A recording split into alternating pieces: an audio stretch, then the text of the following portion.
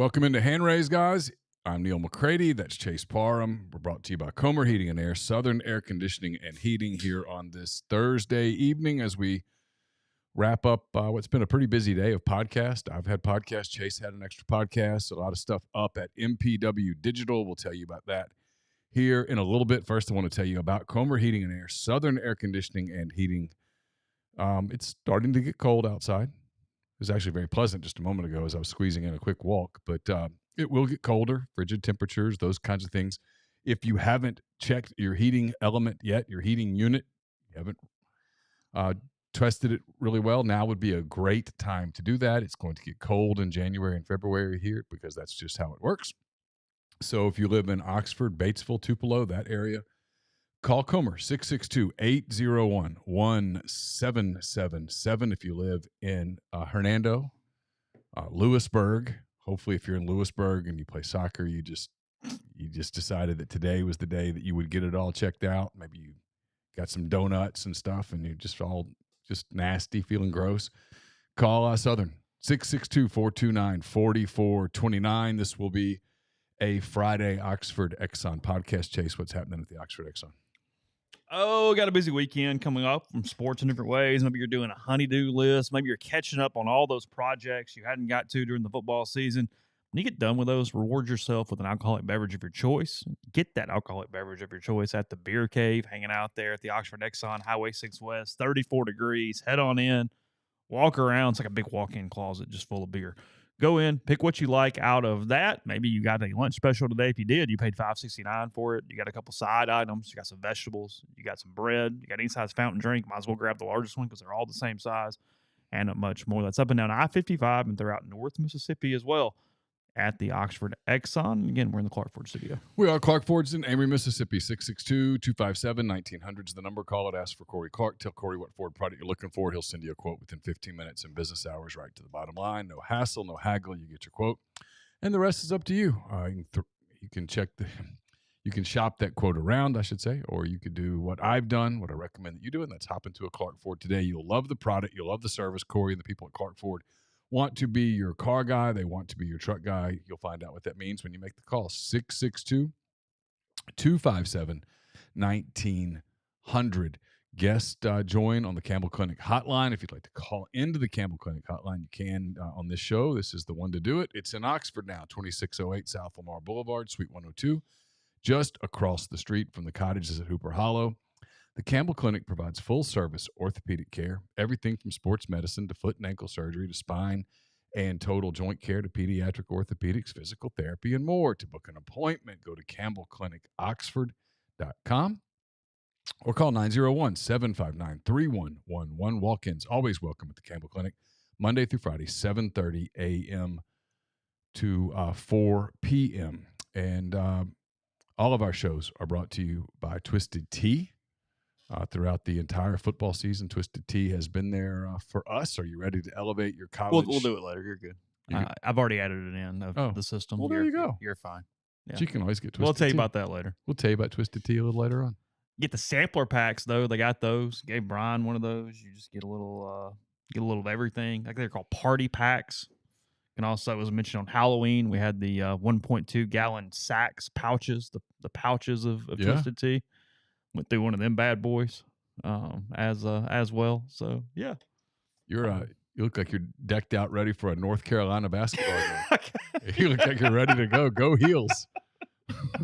I mean, I'm one to talk about fashion. Yeah. The hell with the Wolfpack. We're going to the Dean Dome tonight for a little hoops. You hate Coach K right now. You look ready to go. Duke is more palatable when they lose and Coach K isn't there. That's true. I mean, that's true. You don't want to kick the puppy quite as much when it's when that's what's going on. So full day. We had a podcast earlier this morning with Jeffrey. That's up. Mind on My Money with Martin Palomo. That's up. You did a show, the Chase Parham. I did it with Kevin Crass, one of Chris Beard's good friends, somebody that Neal and I both spoke to when Beard was was a candidate for the job, was going to get the job. So followed back up with him. It was a good time now as He's known him since his days at Little Rock. correct. His son was on Beard's first staff at Little Rock Yep. as well. And then he has known him. Kevin is a prominent attorney in the Little Rock area. He was the executive director of Sarah Sanders' transition team when she was named governor in the state of Arkansas. University of Arkansas Board of Trustees. That is correct. He has since been named to their version of the IHL as well. So talked to Kevin a lot about Chris Beard. He was in town back in September, watched a practice, hung out, said he's going to be in town for the Troy game here later in the month. He said it's the best time to come because they're going to Christmas break, so he can actually see Chris and hang out because there's not a game a couple of days later, and he gets a few days there to see him. So they are still close. So we talked about sort of the playbook that Chris has used at multiple stops. Kevin talked about how the stint at Ole Miss is similar to Little Rock and Texas Tech, and how some of the things that work there appear to be working here in the interim. I hate being this way because I know what it sounds like. It sounds like fanboy, and it's the last thing I want to be. What are we talking about? Chris. Oh, okay. His answers, he never, no matter how hard we try to sort of steer him off message, he won't do it. No, but in a good way. Like he knows. He got asked a question today about Jalen Murray and Matt Morrell, how they work together as a backcourt. And he acknowledged that it was a good question and then went into an answer that was all about his program. And it was fast. I was watching him do it, and I was like, well, now that was a good question, and you kind of answered it, but you went into what you wanted to talk about, which is what really good coaches do. The thing that, listen to the whole podcast, it's not that long. It's about a half an hour. Trying to do shorter shows with that show on the network. And what he said and what we have noticed in a couple different ways. This is with what Chris has done messaging as far as season ticket holders and making sure guys getting seats and doing it and with very specific wording and whatnot. And then he talked about his ability to, he mentioned the Tad Pad game. And he said, I watched all the marketing around the Tad Pad game. And the thing that Chris does so well is he honors the past. He honors the program. He gets everyone involved.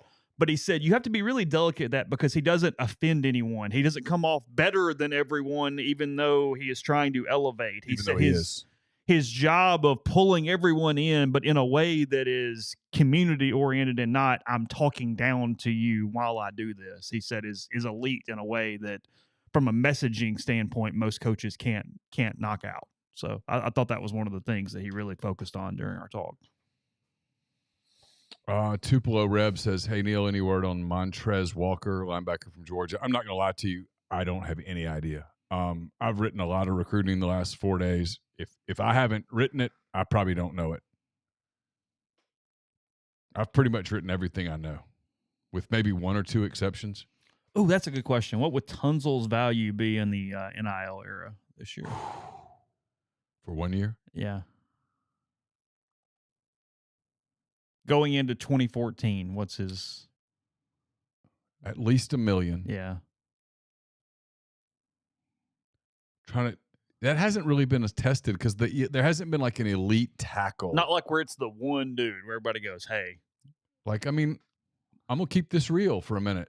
There's 3 or 4 dudes in the portal right now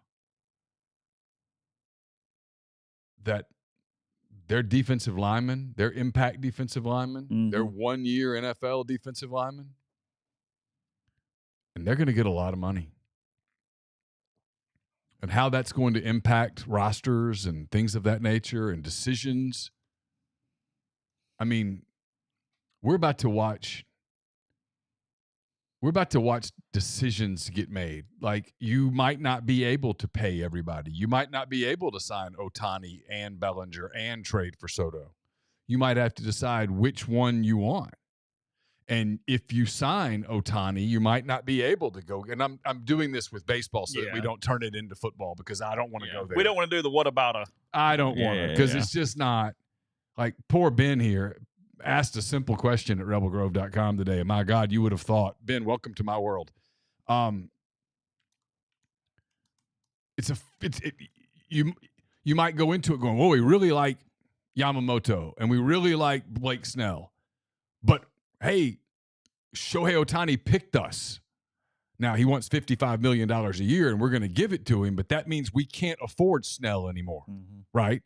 Or you go, okay, hey, should we get out of this Ohtani thing before it's too late and sign Bellinger and Yamamoto?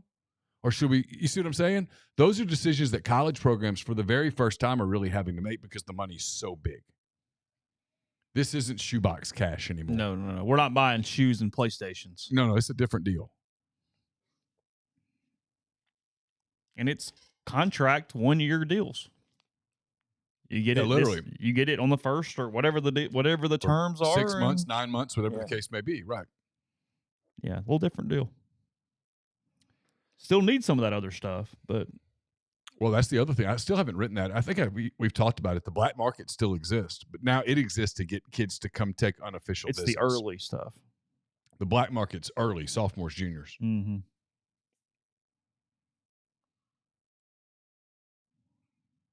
Yeah, I caught the tail end of your post there, Ben. That was, I got emotional fast. I didn't kind of know what you want inside baseball. Yeah, everybody's like, delete it, and I read it. I said, but what are the grounds for deletion? Yeah. What did he? There was no violation. He asked a question that, frankly, a lot of people are asking. Yeah. No, it's a legitimate question. It is. There is a point. Yeah, not my call. Let's go back to him $9 million. Let's go back to Shohei. Yeah. Okay. Now the Cubs aren't going to get Shohei. You feel very confident about that? I do. Okay. I think the Cubs offer was somewhere around 10 for $500. Okay. Okay. Let's say that Shohei's people had countered and said $550 for 10. Now you have a decision to make. It's an extra $50 million. Mm-hmm. Is he worth it? I don't know. You got to decide. What if he says $700 for 10? Do you come back and go, well, we'll do it for $600? Or do you come back and go, no, that's too much. It's time for us to pivot to Bellinger and Yamamoto. I'm talking none of this is going to happen, right? But I'm trying to, you understand what I'm saying? Oh, 100%. Yeah. You have a decision to make. If I go to Rivals and go, hey, look, I know I make this percentage now. I want this percentage. They have a decision to make. They can go, no, at which point I might leave.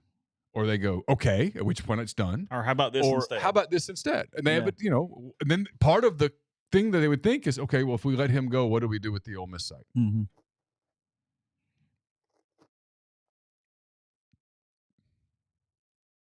No, look, there is, whether you are close to it or not, whether Ole Miss is close to that point or not anywhere near it, I don't know. I have no clue. Wherever they are, there is a point where you go, yeah, but everybody got that in any profession. There is a point where you go, I don't know. Yeah.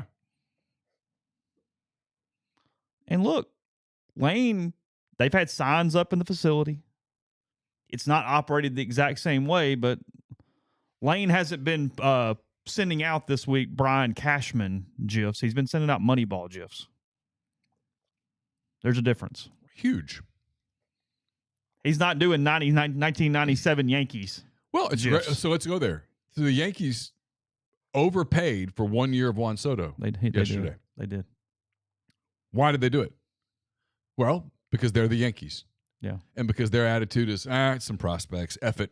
Mm-hmm. We're going to try to give him a ton of money and keep him, and if we don't, we'll give that money to somebody else. Right. How many teams are the Yankees? Not many. 2. Yankees and Dodgers. That's it. Yeah. Even the Braves, with all their money and all their resources, they have to be careful. The Braves are a good analogy. He's locked up people early. They've identified. Mm-hmm. If you told Lane, hey, in a perfect world, who are you? Anthopoulos is about right. Yeah, that's actually a really good analogy for Ole Miss inside the league. Yeah, they have enough to compete. They can go get a dude, but the Braves might have made a call or two about Shohei Ohtani. Yeah, but they're like, we're not giving $52 million a year to one guy. Mm-mm. Hell of a guy. Love to have him. But what does that do to our roster? What does that do? What does that do to our locker room? What message does that send to Ronald Acuna? What message does that send to guys who took discounts? Took one for the team to build the team. Mm-hmm. What message does that send? Back in 2013, when the Thunder convinced Serge Ibaka and Russell Westbrook to take deals that were less than the max. Not a lot less, but a little less. Took a haircut. They did it for the team. Mm-hmm. And when James Harden said, no, I want the max, they had a decision to make. Now, you can argue they made the wrong decision. That's part of the deal, right? But part of their thinking was, if we give James Harden the max after we asked Westbrook and Ibaka to take haircuts, mm-hmm. they'll resent us. So there's more to it than just the player. What message does it send to the organization? What message does it send in the locker room? What does it tell to the other players? If you're the Dodgers, you get it, right? You're Freddie Freeman. You got these people. They've kind of they've sort of built the last couple of years around setting up this offseason for Ohtani. Mm-hmm. But don't think Mookie Betts doesn't think he's the best player in baseball. Yeah. Don't think Freddie Freeman doesn't think so. Wait a minute. You gave me 27 and you gave him 52? You think he's that much better than me? Now what? Nothing Freddie Freeman can do. He's on a contract. But you're telling me that there's no hurt feelings? No bruised egos? Chase, I know athletes too well. You do too. Yeah, they're not just saying, hey, Freddie doesn't go, hey, you know what? He pitches too. It's okay. It's cool. Yeah. No. I mean, it's just kind of, all right. Well, you better be Billy Badass from day one. Oh, it's again, maybe you'll get Nolan, maybe you don't, but you can't get Nolan and that dude and that dude and that dude and that dude and that dude. Yeah. Sure, go get a dude. But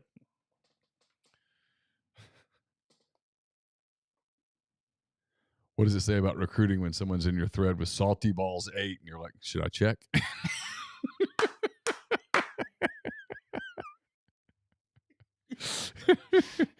That's the sentence. That's the portal. It's my favorite part of rumor season on the message board is when somebody goes something out there and you look at it and I go, I mean, maybe. Well, it's the GF where he goes, yo, I don't know why I believe him, but I do. And it's like, sort of, yeah, like, I don't know why, but yeah, I'm all good. I kind of get it. Oh.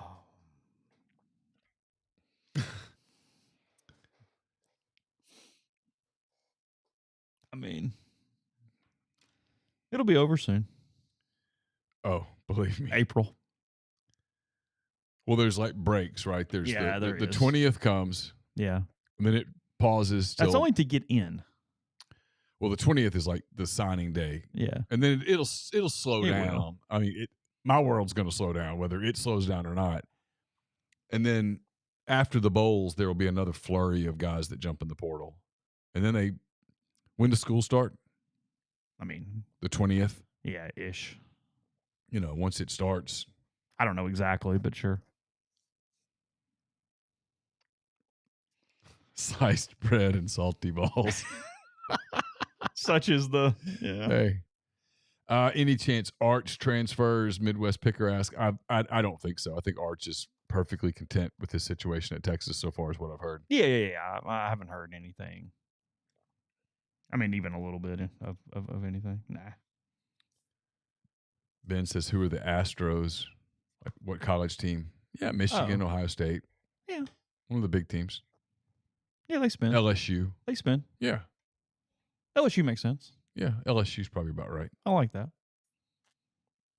No, yeah. I mean, I kind of like that all the way around. It's a funny thing about the I've seen some people talking today about the SEC and Ole Miss and Missouri and real quick as you do that. Like the Yankees and A&M makes a lot of sense because they don't put good rosters together. Right. It's not like Alabama or Georgia where you go, no, it's just a damn wrecking crew. Right. The Yankees kind of often now, look, they can win like hell, but they also kind of go, hey, that doesn't make sense at all. You got a bunch of old pitchers who get hurt, and this does this, and I don't know. I mean, I talked to a baseball person today who looked at the Yankees lineup and said they're still, at best, the third best team in the AL East. Oh, really? The Jays and the Orioles. Orioles and with the Rays. I mean, Rays and Orioles. Oh, the Rays He and the said Orioles. at best they're the third best team. Because Toronto's good. Yeah. God, the Red Sox. And so if you're the Blue Jays today, right? You look at it and you go, well, if we can't make the playoffs and we're going to lose Vlad Guerrero and Bo Bichette in 2 years, should we trade them now? Mm-hmm. Should we Just cash go in ahead today and- while yeah, they're yeah, at yeah, max yeah. value? Oh, Michigan cheats. Astros cheat. Gotcha. Okay. I did miss it. I'm sorry. My brain's a little fried by Thursday afternoon. ESPN Plus and whatever the Big 12 package is, by the way, for the basketball game on Sunday. I got to ask about TV a couple times today. That is the situation. So there. if you have ESPN Plus, you'll get it. You're good. Okay. Yes, that is correct. Yeah, ESPN Plus, and then apparently there is a Big 12 something. Okay. I don't know, but sure. I asked Chris Beard today if he watched. I was curious because he seems like this guy that is so super locked in on his team, and he is. But I said, I'm curious, do you keep up with, like, I said, the SEC has a bunch of big intersectional games coming up. They've already played some. Do you follow those? Do you watch? And he said that he kind of does that in his me time, that his hobby is college basketball and the NBA. Yeah, I actually asked Kevin today. I said, what does he do in his free time? And he says he watches the NBA. He goes, his hobby is professional basketball. Yeah. He goes, outside of basketball, he goes, likes the outdoors. I went, okay, fair enough. Yeah. I actually think y'all might get along pretty well. I would probably really get along. So I was watching this, Mark Daignault, the Thunder's coach, was asked a question today because the Thunder this is interesting to me and only me. It's Thursday night. I'm sorry. It's fine. Okay. Go ahead. So the Thunder have this young core of players, a superstar in Shai Gilgeous-Alexander, a guy who's I think will win the Rookie of the Year in Chet Holmgren. Okay. A young player in Jalen Williams, the one from Santa Clara, who's terrific. And what's happened is they've played some teams here the last few games that have thrown unorthodox defenses at them. And he was asked about the struggles that they're having against those. And he goes, well, here's the thing. This is Mark Daignault. He said, former Billy Donovan assistant at Florida, followed Billy to Oklahoma City and became the coach of the Blue, and then now he's the coach of the Thunder. He said, if you remember when the Warriors were getting started with Steph and Clay and Draymond and all those guys, that they had this offense and people would throw stuff at it and they would struggle and then they would figure it out. And then someone would throw something else at them and they would struggle and then they would figure it out. And he said after a while, they were unbreakable because they were so tested that no matter what you threw at them, they'd seen it before. It reminded me of like a baseball player, right? You come up and you just knock the hell out of the league and then they adjust. And then you struggle. You go through a cold snap and then you fix it and you figure it out. And then they have to figure that cat and mouse game that is sports. And he was saying that where the Thunder are right now is in a growth stage. And he said, this is the good stuff. This is the practices that are fun because you have success and you have enough success that it's a compliment to what you're doing that teams are throwing the extra stuff at you to beat you. To stop you. And now you have to figure it out. Hey, how do we overcome this obstacle? Because we're going to get because they're throwing plan A at us. That doesn't work. Then they throw plan B at us and it works. We get past plan B. Now they're going to throw plan C at us. It's how you get ready he was basically saying this is how you get ready for a series, a postseason series where you play a team 5 to 7 games where by the end of a series, you know everything. You know what's coming. There's no secrets. I've heard you talk about the Ole Miss Arkansas baseball. There's no there's no reason to even do a hell of a lot of scouting. No. Both sides know what's coming. And so it's a matter of adjusting more than it is preparing. And I just thought it was kind of fascinating. It was the mental part of sports, which is probably to me, it's the part of the NBA that nobody except junkies really appreciate, is that it's a really challenging mental league. You see it. Like, I went back and watched some of the stuff with Luka last night. They were so frustrated at him. And he was feeding off that frustration because he's insane. Mm-hmm. You know? He had a triple-double in the first half. Yeah, I mean, he's nuts. Half. Yeah, he's nuts. He's a killer. And when he senses that you're feeling pain from his death infliction, he goes for more. I mean, he's nuts. He's like Kobe. And Chris Beard is a Kobe guy. He is. Kobe's his guy. Yeah. Like, he loves Kobe Bryant. Yeah. Like, I think he thinks Kobe's the GOAT. It was that he left LeBron out of his top 5. Wasn't that what he did? Yeah. Yeah. Thought I remembered that from the podcast that Yeah. day. He left. He's Kobe. Yeah. Yeah. I thought he did that. I know now, knowing what I know about him now, I wish I had that interview back, because we would have just gone straight into the NBA. Because I think you would have found out a whole lot about him by talking NBA. He would have actually it would have opened him up personally. Yeah. What teams, when you turn on League Pass, you've got 2 hours. Who you watching? Who you watching? Yeah. What teams do you go find? It goes for him in basketball. It goes for so many different things. It's what I wish there was anything out there that I understood watching the way he has to understand watching basketball. Yeah. You know what I mean? Yeah. Like, because we talk about this all the time with coaches, and then when you have the elite coach like that, they're not even watching anywhere near what you're watching when you're looking at the same screen. I've been thinking out loud. I'm being the idiot monkey that's watching the ball and doing this. Yeah, if you told me, hey, you can have access to Chris Beard, like right now, what would I want? All right, let's go someplace where they have the NBA League Pass. Mm-hmm. Let's get a couple beers or Cokes or whatever. Yeah. Let's watch NBA. Tell me what you're looking at. Yeah, just let's talk. Yeah.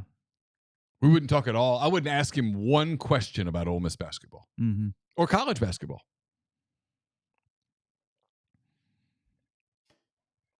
We'd talk NBA. What are you watching? What do you like? Why are you watching this game? Hey, there's 6 games available. You picked these 2. Why? Players, because unlike a lot of people, there'd be a reason. Yeah. No, I'm doing. Are you watching because you know somebody and you want them to do well? Are you watching because you want to learn something? Are you watching because you find this team interesting?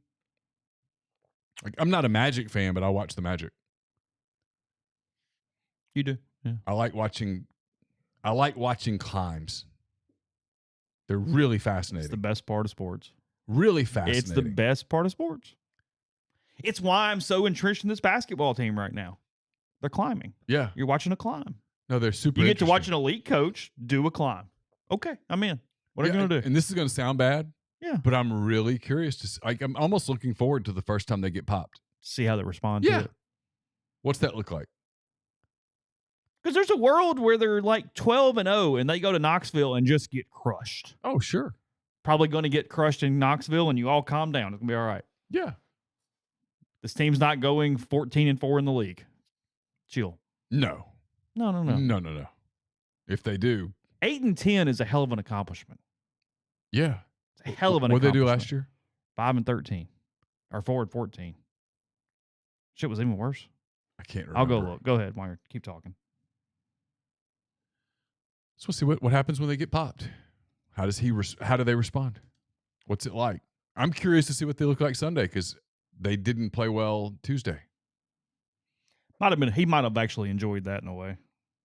Yeah, probably. Got their attention. And they were, like I said, they had a road game. They were coming off Memphis. That's not 3-15. I was thinking 3-15. I didn't want to say it out loud. 12-21, 3-15. Wow.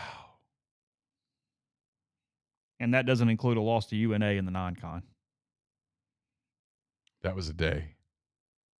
I was in Boise. I was kind of in disbelief. I'll be honest. I watched the end of it and went, Like there were no words. I was at the Potato Bowl and I looked at Tyler and I said, we got to go.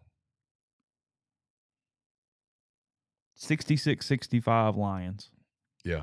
December the 20th, Tuesday. Yeah. Their league wins were South Carolina in Columbia, 70-58.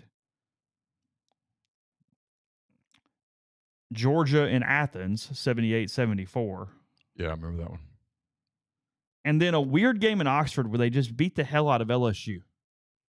They just played really well that night. Yeah, and LSU was bad. Yeah, it was just a weird game.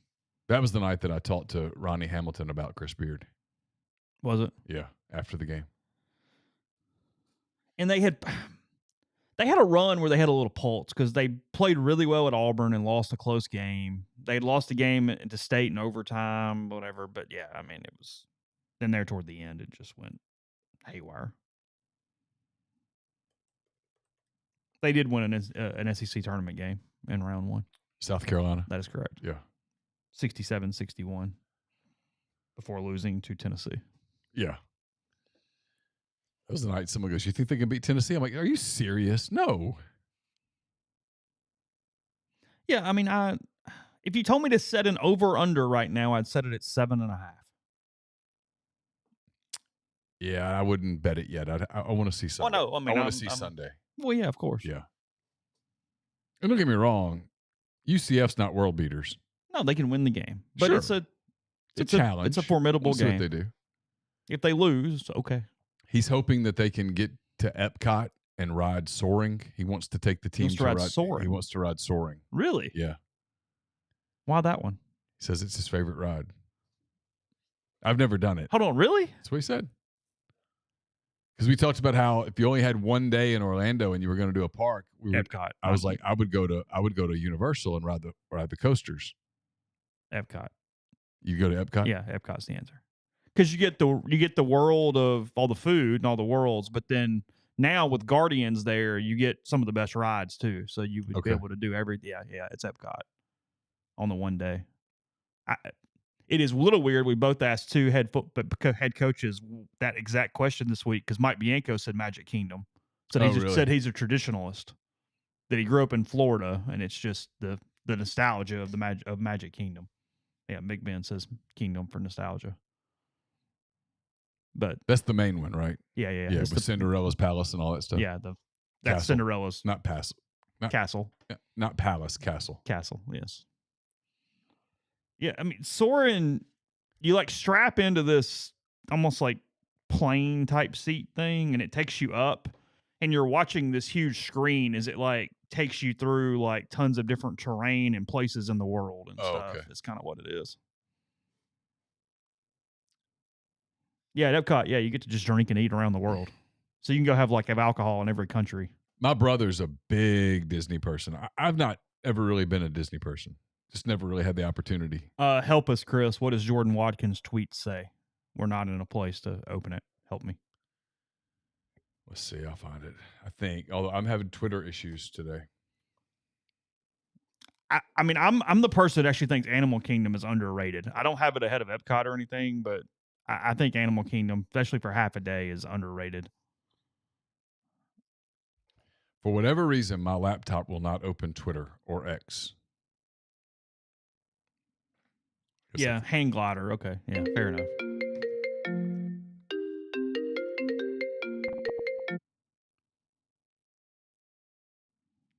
Hey, caller, what's up? Hello? Hello?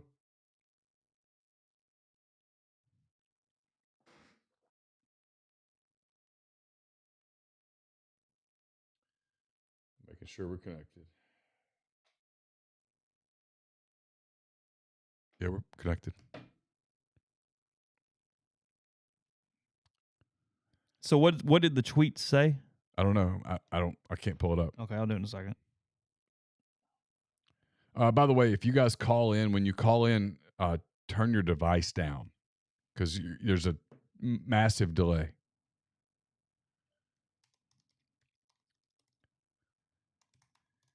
Oh, was there a delay? Yeah, there's a decent delay. Really? Yeah. Jordan Watkins. It's just him in an Ole Miss jersey. He's making hand signs, but I guess he's saying he's coming back. I mean, it's almost like reading hieroglyphics. I'm not saying he isn't, but is that right?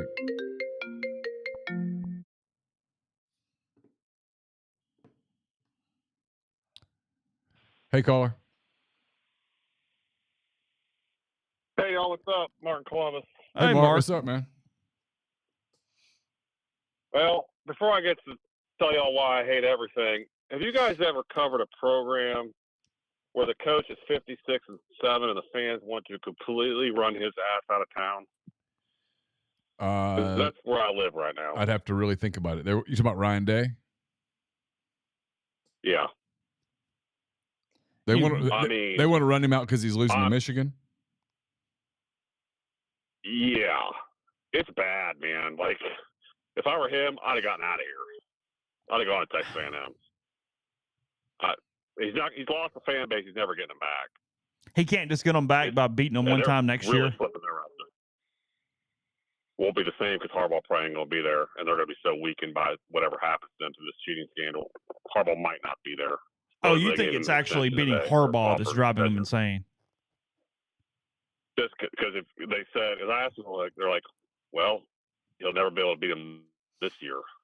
Lost 3 in a row and burned C.J. Stroud. You don't win anything with C.J. Stroud, and now you don't win anything with Marvin Harrison. People are just furious, especially by the way he's coaching. Like, look, he's 56 and 7, but 54 of those wins, you and I could have coached him to the win because it's just. And the other one was he was coaching against Marcus Freeman. I mean, they're so much better than anybody in the league that I don't know. It's just crazy. He's just, oh my God, he should have gotten out here. He needs to hope that like Saban retires, Lanning goes to Alabama, and he maybe can get the Oregon job. Get out of here. I'm kind of with Ben in the stream. I think Ohio State's the most spoiled fan base in America. They're the most sensitive. They're hypersensitive to any kind of. They think that football program could. They think their 2019 team that lost to Clemson could have beat the Patriots. I mean, it's just insane. But that's the thing. Their whole season is a preseason, that Michigan game. They don't care about anything else. Hold on, that was the year that they lost to Clemson and then LSU beat Clemson? Yeah, they weren't going to beat it. Nobody was beating LSU in the Superdome that night. No. I'm not sure the Patriots would have beaten LSU in the Super Bowl that night. What the? Superdome, yeah. Yeah, but here's why I hate everything. I'm not even following recruiting that much the last couple of years. Just kind of changed with the NIL and all that. But in the last 24 hours, you start hearing this Jordan Seaton kid. And I look online, and you see a picture of him like they do when they go on their visits in the uniform. Like, man, that's what a first-team All-SEC left tackle looks like. And I was thinking we're about to pull Ohio State's pants down and steal this kid. And he goes on undisputed this morning with a couple of Deion's buddies, Keyshawn and Michael Irvin, and he's going to Colorado. I mean, we offer him $2.5 million. You can get him next year. Before or after Colorado, and their lack of development kind of screws them up. They can't mess him up in 1 year. He'll be back. He'll be in the portal in a year. Think so? Because he's going to get a payday. They think Deion told him, "Look, we'll give you $3 million. Come protect Shedeur for a season. We'll both be out of here, and you can hit the portal then and get another bag." I totally buy it. That's what the kind of the justification is, or what's the excuse making is in Knoxville about it. It's probably true. But look, protect my kid for a year. But look, there comes a point where you can't. It's the Shohei thing. I mean, at some point, it's too much. At some point, you have to pivot. You can't be stupid. We offered him $2.5 million. That's stupid. $2.5 million. Well, they probably paid more. They probably paid more, and somebody at some point had to go, that's enough. Ohio State wouldn't go to 2.5. Like, that's how we were getting him from Ohio State, because they're like, yeah, we're good with that. Yeah. Enjoy Knoxville. Of course. It's the. But it's your left tackle, I mean, it might be worth it. I don't know. Maybe it is. We're still in the infancy stages of this. It's got to protect the franchise, because It's a new Well, go ahead, world. This sir. is what I keep telling people. It's a new world. We're about to enter year 4, and which is kind of year 1 of a new world. All the stuff that happened pre-2020 doesn't matter anymore. It doesn't matter anymore. It's throw it away. It doesn't matter. And fans don't like that. And you see these traditionalists that are like, Ole Miss and Missouri being 10-2 is an indication that the SEC is down. I mean, nah, it's just an indication that they hit on their portal guys. That's all. That's what it's an indication of. It doesn't mean that Ole Miss and Missouri will stay good. It doesn't mean that they won't stay good. It means that they hit on their portal guys. That's all it means. That's all it means. It doesn't have any sweeping meaning. It means they hit on their portal guys. Why does Florida suck? And Florida sucks. Why does Florida suck? They didn't hit on. They haven't recruited well. They didn't hit on their portal guys. That's why they suck. Do you think that what's the average turnover of a roster in this day and age? 30%? 85. Yeah, total. Probably. Yeah. That's about right, probably. 25 guys in and out. Yeah. Maybe a little over. Probably more than 25. Mm-hmm. I think Missouri about to beat the brakes off Ohio State. Eli's going to treat that thing like it's the intergalactic championship of the world. Well, not only that, his whole team will. That's his Super Bowl. His whole team will. They have incredible culture there. They've done it with this team, not the program. This team, he did a great job with this team. He did. There's no way around it. People don't like that because they're like, but it's Missouri and he's a dweeb and he's a whatever. No, he did a great job with this team. Now, it doesn't mean that he'll do a great job with next year's team, but he did a great job with this team. And I agree with you. I think they're going to beat the shit out of Ohio State. They kicked the shit out of us. Oh my God. They did. You look at them, what they did in the last part of the season, they beat the hell out of everybody. And they went toe to toe with Georgia.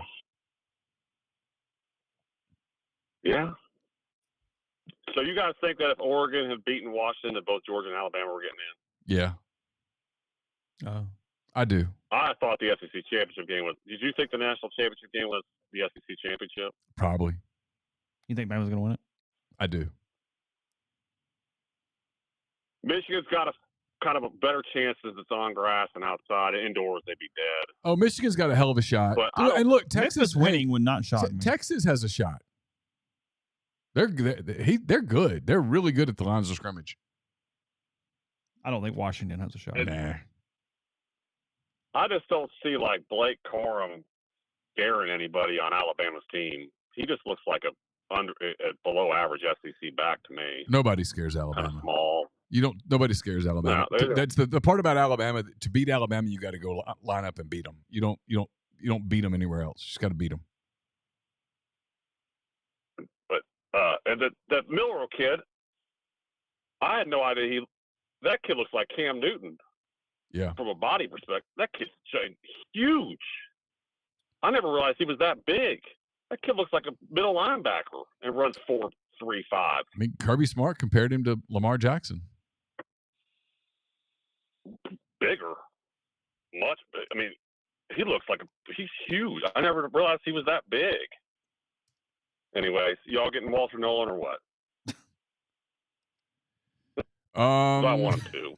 I would if you made me guess today. Ooh. And look, it could change. This could change. But if you made me guess today, I would guess yes, Ole Miss gets him. Really? But now that could change because all it takes is one bid. It's super important to point that out to people. All it takes is one bid. Like, for example, there's a player that just committed to a school in the SEC. He had a number, and the school that took him added 33% to that number and said, but here's the catch. You got to come right now. It's got to be over right now. And he did it. Oh, I mean, I like that now. Hey. They paid another 33% on top of the number and said, but it has to end right now. And so, he said, okay. So that could happen with Nolan. That could happen with anybody. So that's the part of this that, I mean, what's true on Thursday. Predicting in a week in the portal is, I mean, impossible. If anyone ever says that, they're completely and utterly full of crap. And guys, I'll say this. it's beyond time that the dollar figure becomes public record. Agreed. Yeah. I want to know. But hey, I want to there's. know how we lost. I want to know how I lost Seton today. You know, But people are pushing back did we really against bid that. $2.5 million? They don't want people to know. They don't want people to know, and I think it's because they're so afraid of what happens on the current rosters and what happens to fans.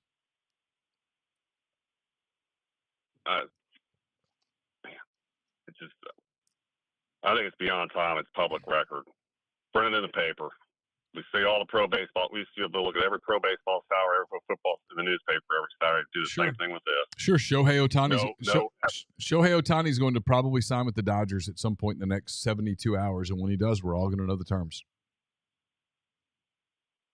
Yeah. Then you know what you're up against. Yeah. You know, it's not, this is sort of under the table, but not really under the table. Do one or the other. Mm-hmm. Go back to where it was. You know. I agree. All right, y'all. Thank you. All right, man. Later, Mark. Bye.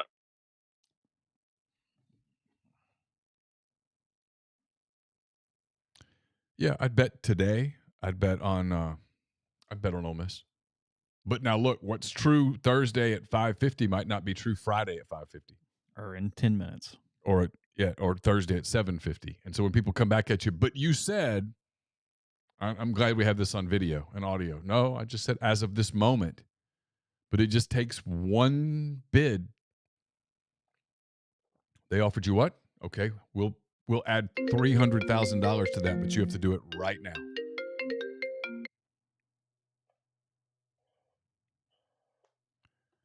What's up, Corey? Hello. Hello, Corey. Hey, what's up, guys? What's up with you? Headed home from. I slipped off and did a little deer hunting this afternoon. Headed home. Where are you deer hunting at? About half a mile from the Monroe County, Clay County line. Oh, okay. So south of that. You could have given me a lot of guesses. That's not where I thought you were probably headed. Yeah, not really. I'm not gonna drop you a pin or anything. I promise I won't be danger to you in your pursuits, but I understand. Like my dad always says, he killed a good deer yesterday, and he sent me a text message, and I said, "Where'd you kill that?" And he just wrote back, "Webb Lake," and he means up the spider's ass because he's not going to tell me what stand he was in when he shot that deer. It's not going to happen. So, yeah. Can y'all hear me? We can. You excited about the Peach Bowl? Okay. Yeah, I'm not going, but I'm excited to watch it on TV. Why aren't you going? You got to be a good rebel, Corey. I might have gone to the Liberty Bowl. I might have gone to the Birmingham Bowl, but we're doing like this whole family Disney trip. It's kind of my kids' Christmas present. I hope my younger nephews and nieces aren't listening to this because they're getting it from Santa. But yeah, that's in February, so I don't have the. I'm not driving to Atlanta and spending all that money and then turn around and come back. Can't do it. Cannot do it. Oh, speaking of Disney, props on the Bianco podcast. That was awesome, man. That was really cool to kind of have a glimpse into, what is this, year 23? 24 coming up in February. Whatever year it is, that's the number of Bianco's years. Yeah, that's right. So yeah, so that was really cool. I like that. What's everybody talking about? A little portaling. Got Dabo today. He had a press conference at the Tax Slayer Bowl or wherever the hell they're at. And he said the portal's not the problem. NIL's not the problem. It's tampering. So he's mad today about tampering. He says that is the issue with college football that is causing all the issues. Direct quote, the portal is not the problem. The NIL is not the problem. The problem is tampering. That is the problem. That is the problem in college football, and that can be fixed easy if they would let football people fix it. We do not usually get a vote on that. That's the biggest challenge we're dealing with is that aspect of it. As a buddy just texted me, Dabo back on that bullshit. So that's where we are today. Well, I got a lot of enjoyment. And well, I know where all the deer are. They're on the side of the road between Aberdeen and Amory. I'm about dodging like Costanza doing the Frogger thing in Seinfeld. The podcast yesterday, I listened to it. You know, I'm either a Spotify or an Apple, just depending on my mood, guy. And so I rarely watch the feed, but I could hear Neal's head exploding over and over and over when you were reading when you were talking about the notes you had made about. He had a lot of questions, Corey. He had a lot of questions. Yeah, he had a lot of questions. And his head exploded a couple times, and I kept waiting on the volume level. I kept having to turn it down and down and down, and Neal went up and up and up. I heard secondhand through a prominent administrator today that they believe that Charlie Baker was simply trying to get a political win with that, knowing that it had no chance in any iteration of passing. Yeah, it sounded like he was drunk. I mean, it was I don't know, crazy. It was crazy. But yeah, I'm not going to get to make the Peach Bowl unless something changes or I hit a good scratch off or something like that. I'm not going to get to go. So, but what else is everybody talking about? I tried to call, then I got on YouTube, and my man Mark was on there. He was pretty pissed off online today about the offensive lineman going to Colorado. Did he talk about that at all? Oh, he yeah. did. Oh, we yeah. talked about it. We worked through it. It's the dirt. It's the death of college football. We worked through it. Oh, man. Time for a better help ad. He made a good – well, you know, it is what it is when you got those, like y'all say, the 3 points of leverage. I mean, yep. Just kind of going to be the way that it goes. Wait till they do unlimited transfers. That's where you just got to start allowing trades. And I'm really serious by that. Right. You just allow trades. Yeah. I get it. They can kind of get the transcript passed and work out some compensation. What they do? That's right. Well, you getting in on basketball, Corey? Yeah. I went Tuesday night. I was one of the 200 or 300 that were there. That was not a terrible crowd for Mount St. Mary's on a Tuesday at 7 relative to Ole Miss crowds. Well, they were yelling at the geezers that weren't in their club seats, and I was there. I brought 3 buddies, and we ate, drank, and were merry. And I actually went to find Neal and found out later on the board that he was at some soccer game some kid of his was playing in. That's right, DeSoto Central, baby. I was there in case Brandon Murray got eligible. I was a little concerned with that. We won 2-1. All right, both of you. Chris Thrasher has a super chat. He says, it's the anniversary of the Kiffin hire. Is it the best hire in college football since Kirby at Georgia? I don't know that it's not better than Kirby at Georgia. I mean, that was a sleeping giant just waiting for not Mark Richt to be the coach, I think. Hey, what was the first part of that question? Kiffin would be doing at Georgia. It's the 4th anniversary of Kiffin's hire at Ole Miss. Oh, Kiffin. Sorry. Okay. Yeah. You know, the one that we got done? Yeah. Yeah, you did.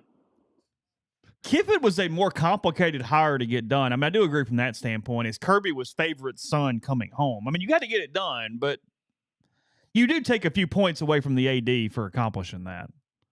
That's not like you went out on some search and just scoured for the guy you needed to get. You just didn't screw it up, which, look, in college athletics, that's worth a lot. Sure. But that's not telling a bunch of prominent people, hey, Billy Napier doesn't seem like the dude. No. Right. I mean, would he have taken that job? I don't think so. I don't think so. Because he didn't take the state job at the time, and I think that y'all have documented pretty well that they have separated, but at the time they were not separate. I don't think state had just beat us 2 years in a row. And am I wrong in that he did not take the Mississippi State job when they hired Leach? Was not interested. It was the same. He had shown no interest to that. He appeared to be trying to wait for something larger. Yeah. He put a bunch of words out that was not the tier he was looking for. He got the tier he wanted, baby. We're rolling. You know, the thing about jobs, again, I kind of go back into this, is like there's this assumption that Florida's a better job than Ole Miss because historically it's been a better job than Ole Miss. 2 coaches. but history doesn't matter anymore. No, you're right.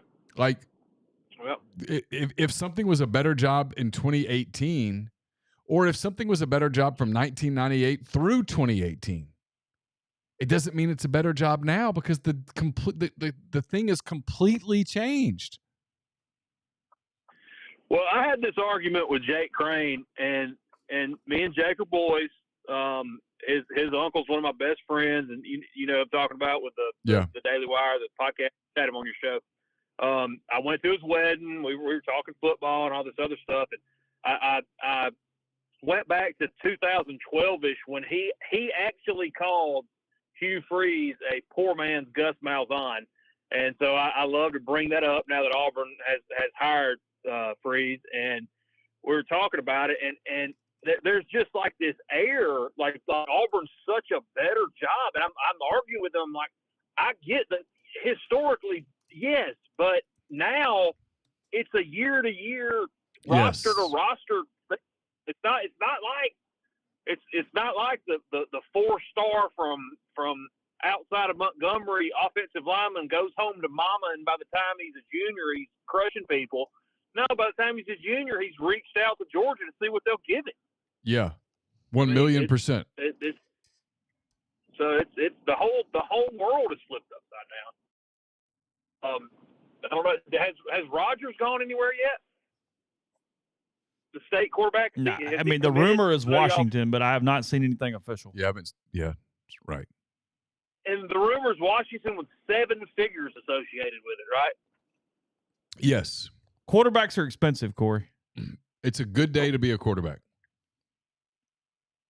Man, I think I should have done better as a parent. You really should have. You should have. You failed your kids when you didn't make them quarterbacks. You no longer should just tie their right arm to their side and make sure they're left-handed. Now they just need to be able to read defenses. Yeah, and get the ball out quick. Yeah, system quarterbacks are fine in this level. Exactly.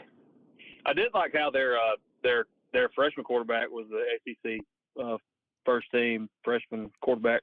Was he on the team? Yeah, I think he's the only freshman that took a snap this year. But he was unless somebody on the board was playing a joke, he was the first team freshman quarterback, the third stringer at Mississippi State. Yeah, I saw that. And like there was a couple positions where hardly anybody played as a freshman because Centurion made it for Ole Miss. He was on the list. Oh, really? Yeah. Oh, I wish we could have hit him a little better than that.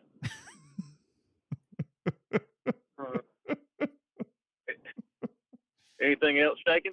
We're just. I mean, Army Navy's not really getting the juices flowing on Saturdays. There's not a lot going on. We're a little quiet. I love that. I love the pregame of that game. That's what I told Neal. I like the CBS intro and the pregame, and then once they kick off, it's kind of like whatever. It's cool, whatever. I mean, we basically stroked Chris Beard's ego for about half an hour, and then we took some calls. That's where we've been so far on the show tonight. Well, when was your birthday? Saturday. Okay. This coming? Coming up? This past. Oh. Yeah. Well, happy we belated didn't have birthday. a show on the day that everybody, for people to actually tell me my real birthday. So, yeah. I got you. It's fine. Well, I'm next week. I'll be 43. There's a man that drinks coffee. You turned 40, right, Chase? I did turn 40. Yes, that is correct. All right, so there's a man that drinks coffee with me, and he's David Hodo. We call him Chief. He's like 85. Yeah, I know Hodo. He drinks coffee with us. He drinks coffee with us every morning. And when I turned 40, I was in there griping about something. He said, "Man, I'm telling you, it just changes. Like it takes you a little longer to get up. Like things. Hey, I was leaving the woods, and I didn't have any gloves on because it wasn't that cold. But it's dark, and I forgot my flashlight, and I get in a briar pack, and I like cut my hand. And I've noticed like the older I get, like that wouldn't even have been a thing tomorrow, but it'll be something I got to mess with for a week now. So yeah, it definitely changes. I hate to be the bearer of bad news, but aches are now pains. Hangovers are all day instead of done at 10 o'clock. I mean, it's a different animal. So congratulations. You've I have joined been told you that joined the it is club. not an arbitrary number, that it absolutely is Nah, it's total actually. bullshit. Neal doesn't believe us. Nope. I'm telling you. I'm telling you both you're wrong. You're wrong. I'm telling you. Nah. Like, Total you need to like, total bullshit. if you want to reduce your weight, the benchmark that you used to set for caloric intake every day needs to go down 300 to 500 calories. No, I will buy that. Like, Yeah, I buy that. Sure. Or you have to exercise more. Yeah. You have to exercise more or eat boiled chicken and broccoli only. Like, Nah, it's not true. You just got to be. You can't eat 3 big meals a day and stuff like that at that age and expect to keep your weight down. Doesn't work. Well, I eat 1 meal a day, and in my 30s I could eat 1 meal a day. You remember I lost that weight? That's how I did it, was intermittent fasting thing, and now I'm just maintaining the same weight, doing the same thing I've always done, same exact thing. And I don't know. I need to go to Sonic and get a damn milkshake and kickstart my system and go from there. I've heard that works. Anyway, all right, guys. All right, y'all don't Corey. have anything else for me? I'm gonna let you. Enjoy your evening. Yes, sir. Bye. Later, bud. Twitter is telling us this is the 4-year anniversary of the Lane show that you went on the rant. No, I think it's the 4-year anniversary when they hired him. Oh, it's the hire show tonight? Okay, Yeah. gotcha. All right. It's the 4-year anniversary of I was at Laura's company Christmas party, and I told her, I said, I got to get on the phone. Is what it is. And I went with it because you called me and you're like, oh, God, you've already gone with it. And I was like, I'm right. You were a nervous wreck. Well, that one was the good one. The night that I was at Christmas parties, and I had 2 parties that night, and I saw part of it on one TV at one party, left went to another party and saw the other, was the night that when Phil Longo was getting the OC job and he was getting blitzed by whoever the hell was in that, James Madison, wasn't it? Delaware, James Madison. In the 1AA game or FCS game, and I went, oh my God, that's the dude. That was bad. That they just hired. And I mean, it was like this freak out going, you can't sell that. He has no, shit's over. Hey, caller, what's up? Hey, guys. Hold on.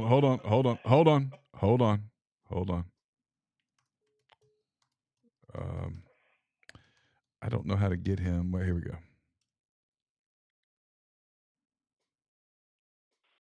Okay, go ahead. We're good. Yep. Yeah, turn your device down. Hey, guys, I was just kind of. I don't have anything on. Oh, you're good. Go ahead. You're good. We can hear you. Go ahead. Okay. Neal and Chase, I was just going to kind of get y'all's thoughts. I had a conversation today with that NCAA piece they come out with a friend of mine. He works at a D2 school at the athletic department in Dale State. He's not like or anything, but they have he was just kind of talking about how they talked about it and their beliefs, and this is just his belief. And it was just kind of interesting, kind of gave some over-unders. He kind of believes in 5 years there will be kind of some breakaway of a Big 3 or Big 4, and then in roughly 8 to 9 years that there will be a Big 2. And as long as they don't go to 40 schools, that's when kind of NIL gets back kind of in place, because the amount of athletes that go to schools at 40 schools, that it's not dispersed as talent as much, and the numbers kind of get controlled, and even sports get released so that the schools have more money, and collectives and schools combine at that point and have some type of regulations to do, like a commissioner. You know, I the more I've heard a little today, and I haven't necessarily worked on it, but what I've heard, I don't think this Baker thing is currently there has any chance in the world in any iteration, as I said earlier. But I think I agree, because I think broadcast money and network money and these media rights deals are going to be so much in the 2 compared to everybody else that they almost manipulate it where, you get to a Big 3, Big 4, and then at some point the Big 10 and the SEC are still pulling away from everybody because they're going to have more teams in the playoffs every year and more eyes and more this and more this and more this, while the other conferences get weaker. And that does eventually lead to like this Big 32 or Big 36 or Big 40 or whatever, and that's all the hell there is out there. Yeah, and he thinks by doing that they can semi-regulate NIL themselves because of the talent pool. That's where everybody want to go to, and so you can just kind of pick your talent better. I think I'll buy it. I do, yeah.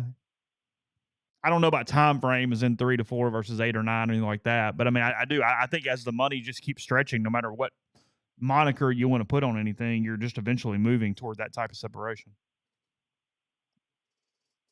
And he kind of agrees with Neal at that point that some sports do get cut when that breakaway happens. Yeah, lots of Just from sports. a business standpoint. Lots of sports get cut. A lot of opportunity is taken away. That's the part. And just on a basketball note, go ahead. No, go ahead. And just talk basketball for just a second. The one big thing that's kind of surprised me with Beard, because you kind of heard about how fiery he is and everything, is his calmness on the bench during games. I kind of thought he'd kind of instill culture, and he's really just kind of been laid back and just kind of sits there and just coaches and lets them play. That's kind of been the surprising thing for me. Yeah, I think he's a guy that does the not in your face. That's not the right word. I think the tough coaching happens at practice, in meetings. I think on game day he wants to let his players play. You're not going to course correct all throughout the course of a game. You want guys to play, and he lets them play. And then I'm sure there's some film sessions and some practices that are rough, that are intense, but the players know that he's not going to do that to them in front of 8,000 people. His animus is held for the officials at key points and things along that line. I thought he was a little more aggressive on Tuesday, as in his body language, because they had no energy. And he was almost kind of at them to go. Let's go. Like, yeah. They didn't play as free and loose and kind of spirited as they had most of the year. Do you think, especially if it's kind of hard with football, bringing so much NIL, but you kind of think if they even get semi to a tournament team, that brings enough NIL that they could win even quicker than imagined? Because I think he will be. Football wouldn't win as much as he is. I would say it'll take over. He knows one year. I mean, frankly, I think he'll be sorely disappointed if they don't win a game in the NCAA tournament next season, no matter what the roster looks like. Yeah. It just is what it is. I don't know the answer to your NIL question, and that's not me being evasive. It's me truly telling you I don't know. I mean, I don't know what. Football and basketball are symbiotic and help each other in ways, and then they hurt each other in ways with NIL because there's only so many dollars. And getting that mix right where there's, quote, enough, because there's never enough in anything. I mean, he's not going to get a kid to come to Ole Miss if Alabama has a higher offer, if Auburn has a higher offer, if Tennessee has a higher offer, if Arkansas has a higher offer, if Missouri has a higher offer. He's not going to get those kids to come. I mean, so it's about how much can you raise, and then evaluation and all of those things. It's pretty basic stuff, but there's no way to answer. Like what is the market going to be in basketball in April when the transfer portal kicks into high gear? I don't know. All right, guys, enjoy your show. Have a good night. Thank you. Thank you.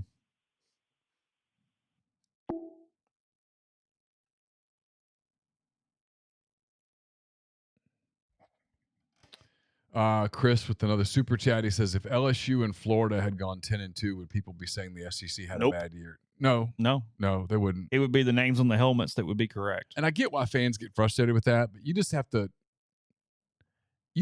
kind of let it go. You have to understand that most media are traditionalists, and they're not going to see it that way, at least not for a long time. And so they view Ole Miss and Missouri, for example, as a different tier because that's what they were in the 2010s. Hey, who do we have?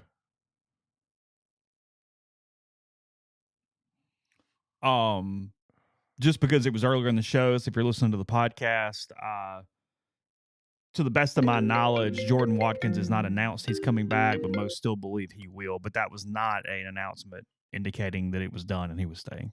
Okay. Hey, who do we have? Yo, it's Grind. What's up, Grind? Not much, man. Just enjoying the show, guys. What? Were you guys watching the playoff show? How were y'all like spending that Sunday? Was it like just something you like just monitored on your phone or whatnot, or how did y'all take it? I was getting yelled at about recruiting coverage, so I was mainly focused on that. To be honest, I hardly the Peach Bowl thing as it happened in real time. I had heard a little rumbling about the Peach Bowl, but that was about it. I had not had even I had not taken a moment to even explore it by the time it happened. Were y'all not even surprised at the slightest that Florida State got left out? Not even a little bit. I mean, sure, there's a part because simply it would have been easy. I wasn't though. surprised. I wasn't surprised. What? I mean, I wasn't surprised. On the scale of 1 to 10. On the scale of 1 to 10, I was. I mean, I don't know why, but I was probably I was a 6. I was more than a 5. On a scale of 1 to 10, with 10 being absolutely shocked and 1 being it didn't even raise my heartbeat a second, I was a 1 to a 1.5. Simply because you didn't believe the SEC would be left out. Exactly.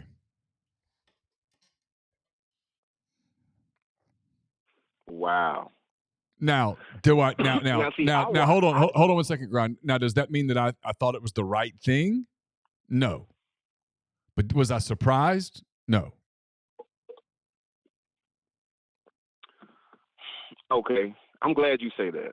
I'm glad you said that. I'm not saying it was the right. I'm not saying it was the right thing to do. I'm saying, like, there've been some court cases in recent years where I thought the defendant probably had a pretty good case, but I wasn't remotely surprised that the defendant got convicted. It was kind of like that. Okay, yeah, makes sense. Makes sense. I don't know why, but for me, it felt like I watched FSU get gunned down in broad daylight. Like it felt like everything that I thought about FSU was no longer, and that's what's interesting to me from the standpoint of I wouldn't think that a brand like FSU would need so like in hindsight, FSU needed so much to go their way, and it's not even on Championship Saturday. It was like. Their fortune was lost when Texas beat Alabama, if that was the case. Yeah, I mean, look, I think like if Alabama was going to run the table. Here's the dumb part of it, Grind. No, go ahead. Yeah, I get what you mean because it's really kind of my age at the oldest, your age at the youngest. We see Florida State growing up as like a brand equal to a lot of SEC schools when you take the conference out of it. I mean, they've won titles, they've been whatever, it's been all that thing, and you think, oh, they're going to get the benefit of the doubt. And you look at their schedule and what they did, and you know that they were on their third-team quarterback, that Alabama was on their third-team quarterback, even the kid who ends up going to play lacrosse next year, they were never getting left out of this damn thing. It would not have happened to Alabama or Georgia. Never. But the two things that just completely made me laugh about the whole thing is, one, that third string, because the committee came out and said, we were watching the first half of Louisville, and they couldn't move the ball, and that's when we made our decision. That quarterback is not even the quarterback that was going to be playing in the playoff game. So that is a nonsensical argument. Exactly. Number two, you were that much of a creature of habit. You didn't watch the damn Iron Bowl when Auburn almost beat Alabama. No offense, Grind. Like, that makes no sense. And then two, like, last year, Georgia was the best team in the country. The best team. We did this best team, right? Georgia was best. They lose to Alabama only, and yet they fall below Florida State. So hold on a minute. Florida State's better than Georgia per the ranking? You know what I mean? I mean, if we're really going to do this best thing, then Georgia has to still be ahead of them too. And like my mind was just like the first thing I thought about, I was like, shoot, like as an SEC team, like hell, the year Ole Miss has USC and the other Power 5 on the conference, they might can go 8-4 and get in that thing. Like that's not even joking. Like that's not even. If they beat USC and USC somehow goes on to win the Big Ten, I mean, Ole Miss, if they go 5-3 in the SEC, will have a chance of even 4-4. Probably be like, hey, look, we're better than this 10-2 ACC team. And Greg Sankey, as gangster as he is, he going around on college game day just saying, hey, one of these things I like the other. And FSU is undefeated. Like that was crazy to me. I'm like, I honestly didn't realize how much it's truly an invitational. It's not even a playoff. It's an invitational, and we just so happen to be in one of the conferences that's going to get the most invitations. No, you're in the conference that's going to get the most invitations. No, you're in the conference. I don't think those of us who are around it all the time fully understand how big the biceps are when the SEC flexes them. And this is where FSU people say that where we like the SEC has the power to change things, and they should. And so I'm going to ask you guys, what do y'all think about that? As far as if you see what this is headed in towards such an unfair landscape, is this for the good of college football? Is this what you want? And because like to be honest, they're kind of upset that I'm not going to say you guys, but like other media members haven't been kind of like quote freedom fighting for LSU, saying how injustice is and yada yada yada. And, I'm not a big I'm not a big fairness guy. I'm not a big fairness guy. Like I don't let my kids talk about fairness. I stop them. Whenever my kids talk about, well, that's not fair, I stop them every time, consistently throughout their childhood. Life is not fair. You have to understand that navigating whatever you do, whoever you are, there are going to be people that have advantages because of their connections or their who they know or whatever the case may be. And here's the deal. Yep. The SEC over the course of years has earned this stature. They've dominated the sport. They've invested in the sport in a way that other people didn't invest in the sport. The whole CBS game of the week, all that stuff was a Roy Kramer SEC invention. And with all of that accomplishment comes power. And so, look, right. So super rich people who've had incredible success, their kids have a better chance of success than others. It's the way it is. Is it right? I don't know. You can argue about that till you're blue in the face, but is it the way it is? Absolutely. So, was it rigged? Of course it was rigged. I mean, they were looking for an excuse. They were looking for a reason to do it. And the moment that Texas But here's the thing, if Travis doesn't get hurt, is the league left out? I think they leave somebody else out. I think they leave Texas out. I do. Texas doesn't yet have it on the jersey. Yep, Texas is wearing a Big 12. They were screwed. I think they were screwed the minute Alabama won the SEC championship. I think they needed Georgia to win the SEC championship. They needed undefeated teams. Well, yeah. That would have got them in. Hey, look, I mean, if you wanted an argument for the SEC doesn't rig games, it was Saturday. Because if you were going to rig the game, you would just let Georgia win it. Make this not complicated. I think the fact that Alabama, maybe. I mean, like you said, maybe it's not the game that's rigged; it's the invitation. It don't matter. We're gonna get one anyway. We got to rig the game. But look, we don't rig the invitation. But look, but the 4-team playoff was always stupid. It was always stupid. The late Mike Leach. I mean, may God rest his soul. When he was the head coach at Washington State, pointed out the pure stupidity of it. And it was stupid. And look, here's the deal. At the end of the day, you talk about fairness, okay? There's also a degree of karma. There's also a degree of justice here. The stupid ass alliance that pushed back against all things SEC prevented this year from having a 12-team playoff. Had they not done that, Greg Sankey and everybody wanted a 12-team playoff. You would have had a 12-team playoff, and we wouldn't be having this conversation. Florida State, with its third-string quarterback, would be in the playoff. And don't think, hey, and don't think for a minute that didn't resonate in that room in Grapevine, Texas, because it did. I agree. It's just the problem is, and when you said it was rigged, I agree with you. And the problem with that is FSU and the ACC are partners with ESPN too. How can you rig something for one entity that you own against another? Right, so let me ask you a question, Grind. Hold on. If you're a business owner and you've got one client whose business is worth $5 million a year to your business. You've got another client whose business is worth $750,000 a year to your business. And someone comes to you and goes, "You've got to screw one of your two clients." Which one are you screwing? Yeah, you're going to screw the guy that doesn't bring in as much money. There's your answer. You're going to screw that guy. There's your answer. But see, the thing about it is this is different because the invitation is like. It's not different though. It's the same. It's like an entrance to revenue. I mean, Florida State and the SEC. I mean, and the ACC are going to lose out on a bunch of revenue for not getting the playoff now. And you know who? They have some type of litigation. But you know who was going to lose out on a whole lot of revenue if they didn't take an SEC team? ESPN. See, you already know the answers. I'm not. I'm just trying to make a point. No, I mean, I love you, but I'm not disagreeing. I love you, but you know the answers to these questions. I'm with you. I agree with your point.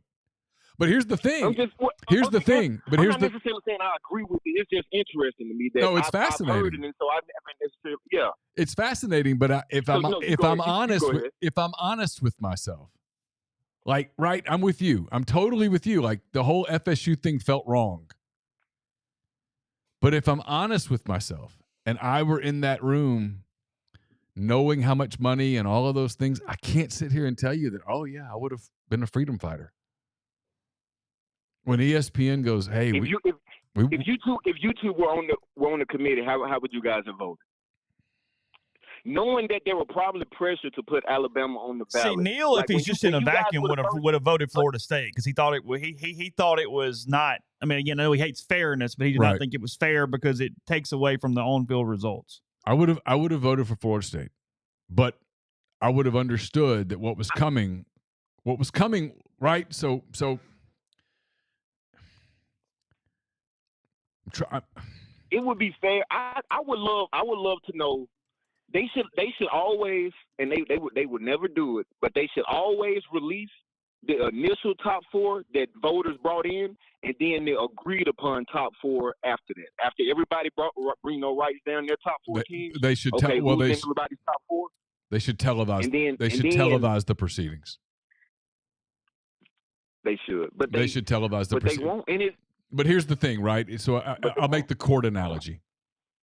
You go back to the jury box, and in the jury room, the one or two people that are like, "No, I'm not voting guilty," and the other people say, "If we hang this jury or we vote to acquit, there's going to be a riot in the streets. We won't be safe." How easy is it to go, you know what, screw it. He or she shouldn't have been in that spot anyway. They're guilty. And because to vote guilty is the easiest thing, right? The only person that pays is the defendant. You're fine. I think it's kind of like that. There's no clean. I'm totally serious. There's no clean thing. I mean, no, but he's right. But what's surprising about that is that I could get if you did it to TCU. Like when you did it to TCU and Baylor, whatever. Sure, because they're little guys. When you found the FSU brand guilty like that and just shot them down, that's why I'm like, okay, the game. Because I mean, I don't even think the AC, like Florida State and Clemson, they're probably gonna be battling for one or two spots. I don't know what the Big 12. I mean, they're probably gonna get as many. If the group of five has to get a team in this. What Sunday showed me is that the SEC and Big 10 won't be paying for it. We won't be paying for that team. So Well, what you're going to see, It's gonna, I mean, it's why I tell people this was the end of the ACC because enough of them will break away now. They all saw it. It's over. It might take 2 years, but it's over. They're gone.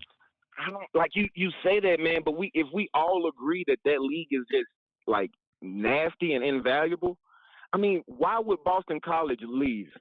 Like, if I'm the AD or people at Boston College, I'm like, man, look, I know they want to leave, but like we got to get something out of this. We not just finna because the Big 12 don't want them.